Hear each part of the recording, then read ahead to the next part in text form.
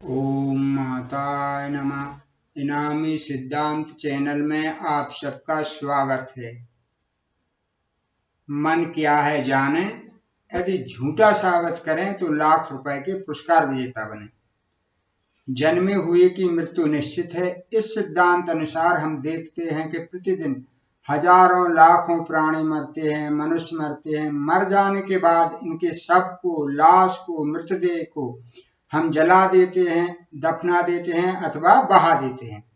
इस प्रकार इनकी मृतदेह तो हम नष्ट कर देते, किंतु जो देह के अंदर, शरीर के अंदर विचार स्वभाव से भी निकलकर वायुभूत हो जाते हैं, आकाश में तैरते रहते। कुछ समय आकाश में रहने के बाद ये पुनः मनुष्य शरीर के अंदर आते हैं। जब ये मनुष्य शरीर के अंदर आते हैं तो अपने विचारों से मनुष्य को प्रेरित करते, जिससे विचारों की उत्पत्ति होती है। इसे आज तक हम मन कहते आए। तो आकाश में जो उग्रवादी हैं, हत्यारे हैं, लुटेरे हैं, चोर हैं, आतंकवादी हैं, ऐसे पापी दुराचारियों की जो आत्मा तैर रही हैं, उन्हें हम तमोगुण कहेंगे। जो मध्यवर्गीय पुरुष हैं, उनके जो सुख शरीर आकाश में तैर रहे, इन्हें हम रजोगुण कहेंगे। संत, महात्मा, मुल्ला, काजी, पादरी, समाजसेवी आदि जो सत्पुरुषों के सुख शरीर आकाश में तैर रहे, इन्हें हम सतगुण कहेंगे। इस प्रकार जी हमारे तीनों गुण हुए, तमोगुण, रजोगुण, सतगुण। इन गुणों को आज तक ईश्वरी माया कहते आए। यह मैं कहूंगा कि यह ईश्वरी माया नहीं है, स्वचालित सृष्टि की एक प्रक्रिया है। दूसरी भाषा में हम इसे एक सिस्टम कह सकते हैं। तो यहाँ आप एक प्रश्न कर सकते हैं कि इस बात का क्या प्रमाण है कि जो मर जाने के बाद मनुष्य के सुख शरीर आकाश में तैरते रहते हैं और पुनः फिर मनुष्य शरीर के अंदर आते हैं। तो इस प्रश्न को मैं कई तरह से हल कर सकता हूं।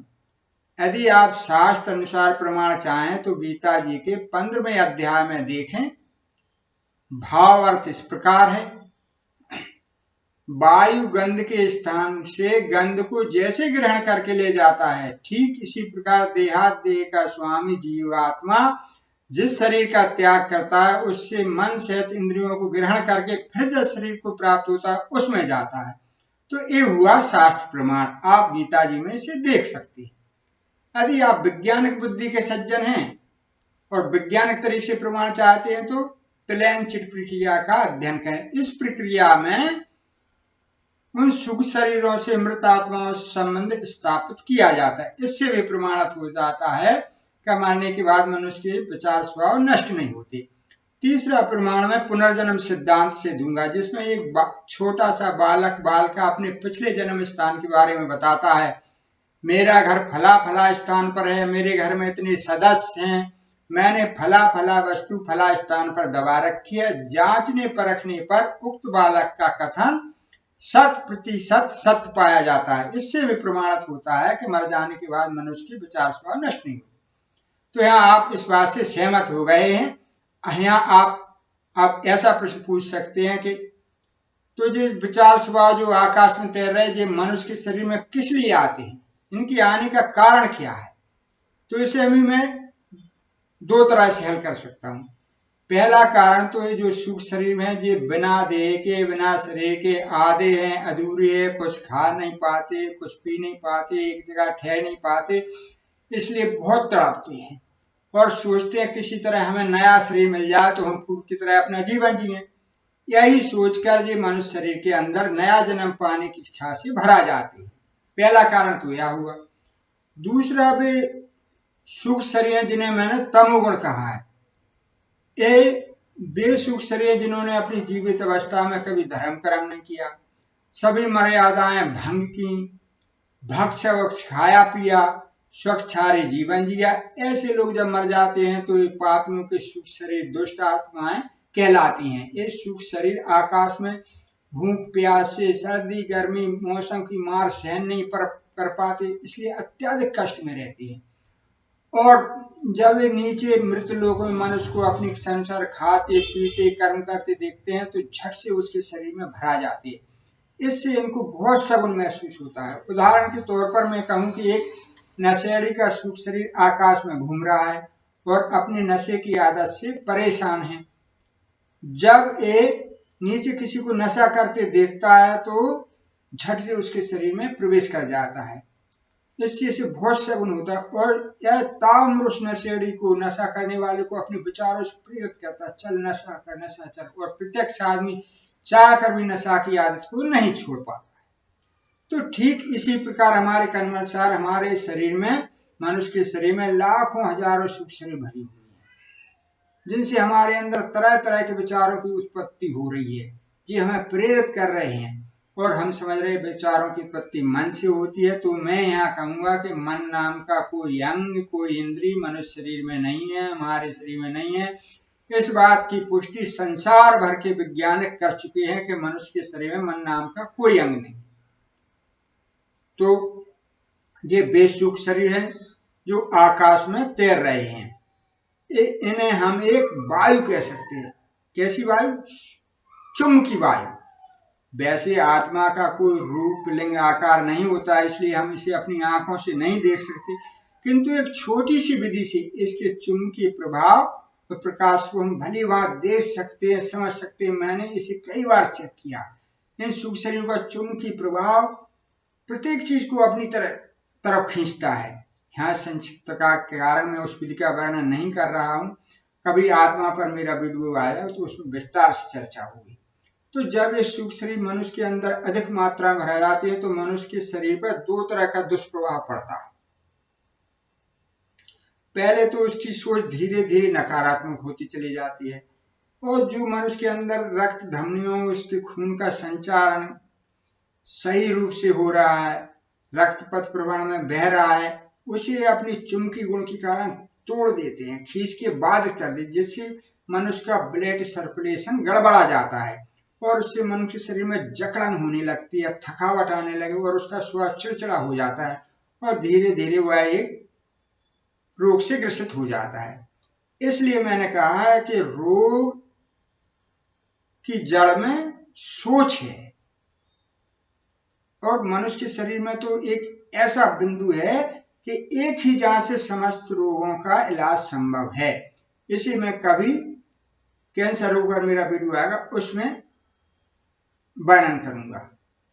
तो यहाँ आप एक प्रश्न पूछ सकते हैं, आप एक प्रश्न पूछ सकते हैं, कह सकते हैं हमसे कि इस बात का क्या प्रमाण है, क्या सबूत है जो हमारे अंदर मनो की विचारों की उत्पत्ति हो रही है वह एक वायु है। तो इसे मैं कई तरह से प्रमाणित कर सकता हूं।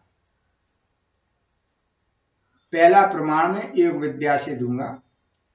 यह आजकल बहुत ही चर्चा विषय है। तो योग विद्या का पहला सूत्र है योगस्य चित्तवृत्ता निरोधा। यहाँ मन को बांधने की बात कही जा रही है। तो योग विद्या से मन कैसे नियंत्रण होता है? ऐसा योग विद्या में क्या है? तो योग विद्या एक क्रियात्मक ज्ञान है, प्रयोगात्मक ज्ञान है। इस योग विद्या में एक क्रिया द्वारा प्रयोग करके हम अंदर की वायु को बाहर निकालते हैं।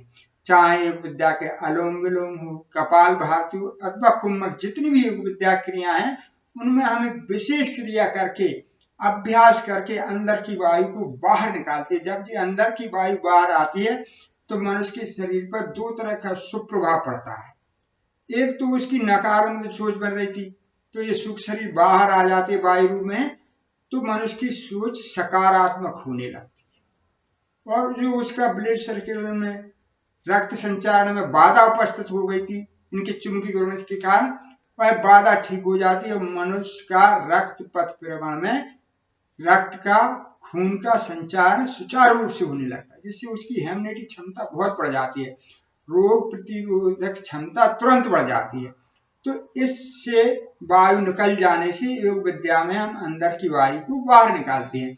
इससे भी सिद्ध होता है कि हमारे शरीर में विचारों की उत्पत्ति और जितनी व्याधियां हो रही थी ये चुंबकीय वायु के कारण हो रही थी। दूसरा प्रमाण में अध्यात्म विद्या से दूंगा। तो अध्यात्म विद्या क्या है ये जान लें आप। तो गीता जी के 8वें अध्याय में अर्जुन भगवान श्री कृष्ण से पूछते हैं, हे पुरुषोत्तम अध्यात्म क्या है? तो श्री कृष्ण भगवान अर्जुन को समझाते हुए कहते हैं कि हे अर्जुन, मनुष्य का अपना शरीर अध्यात्म कहा गया है। जब मनुष्य का अपना शरीर अध्यात्म कहा गया है तो अध्यात्म विद्या मनुष्य की सुरक्षा के लिए हुई, सीधा सीधा अर्थ है। तो अध्यात्म विद्या में क्या है? तो अध्यात्म विद्या में कुछ शब्द हैं। ये शब्द हैं ओम, नमः, जय, स्वाहा, अल्लाह, खुदा और गॉड। इन शब्दों को परमात्मा ने इस ढंग से बनाया है, इस ढंग से प्रतिष्ठित किया है कि इनके बोलने से अंदर की वायु बाहर आती। जैसे हम बोले ओम, अल्लाह, खुदा, गॉड, तो अंदर पेट अंदर चलेगा, अंदर की वायु बाहर आ जाती। इन शब्दों को परमात्मा ने एटीएम के नंबरों की तरह अधिकृत कर दिया है। जैसे एटीएम के नंबर होते नहीं, उन्हीं नंबरों से हम एटीएम से रुपया निकाल सकते हैं। ठीक इसी प्रकार इन शब्दों से हम अंदर की वायु को निकाल सकते हैं। परमात्मा ने इन शब्दों को अपना नाम देकर इतना महिमा मंडित इसलिए किया कि लोग चलते फिरते उठते बैठते इन नामों का उच्चारण करते रहें और उनका भला करते होता रहे। जब हम ओम माताय नमः, जब हमने दिया तो ओम माता नमः, 3 सुख शरीर हमारे अंदर से बाहर आ गए। जब हम इस लंबी माला फेरते हैं, लंबा जप करते हैं 108 बार या 108 की एक माला फेरते हैं ओम खुदा नमः, ओम गोडना, तो हमारे अंदर की बहुत सी वायु बाहर आ जाती है और हमारे बुद्धि पवित्र हो जाती है, शरीर में एक शक्ति बढ़ जाती है। तो मैं कहता हूं कि जब भी आप जप करें तो ओम आगे लगाओ, नमः, ओम खुदा नमः। आप धर्म से कोई मतलब नहीं, आपको सीधा सीधा लाभ लेना है। यदि आपको सीधा लाभ लेना है तो आपको परमात्मा से संबंध बनाना है, आपको स्वास्थ्य लाभ लेना है। तो इससे क्या लाभ होगा कि आपको जो है जप करने से आपका जब बहुत उत्तम श्रेणी का हो जाएगा। यहाँ भी जब आप जप करोगे तो आपको प्रमाण मिलेगा कि हमारे अंदर कोई दुष्ट आत्मा नहीं होती। क्योंकि जब आप जप करने के लिए बैठेंगे तो आपको ये जप नहीं करने देंगे, आपके अंदर से तरह तरह विचारों की व्याधाएं उत्पन्न करेंगे और ये आपको उठना पड़ेगा। इससे भी प्रमाणित होता है कि हमारे अंदर कोई ऐसे सुख शरीर भरे बैठे हैं जो हमें सत्कर्म से रोक रहे हैं। तो यहाँ भी प्रमाणित होता है कि हमारे अंदर जो वायु वही हमारी समस्त व्याधाओं की जड़ है। अतः मैं दुनिया भर के समस्त विद्वानों से मनीषियों से नम्र निवेदन करता हूं कि मेरा जो ये मन का सिद्धांत है इसे आप ध्यान से सुने, बार बार सुने, समझें, तत्पश्चात अपने प्रमाण से सिद्धांत से मेरे विचार का खंडन करें। यदि आप में से जो भी सज्जन मेरे कथन को, मेरे सिद्धांत को झूठा साबित करने में सफल हुए तो मैं उन सज्जन को समाज का सर्वश्रेष्ठ बुद्धिजीवी मानकर 1 लाख रुपया साल श्रीपद देकर सम्मानित करूंगा। और यदि आप सबको मेरा कथन सिद्धांत सत्य जान पड़े, धर्म कर्म को बढ़ाने वाला लगे तो इसे आप अपने स्तर पर समाज में प्रचारित प्रसारित करें। इसके प्रचार प्रसार से क्या लाभ हुआ कि हमारे धर्म कर्म का एक एक अंग प्रमाणित हो जाएगा।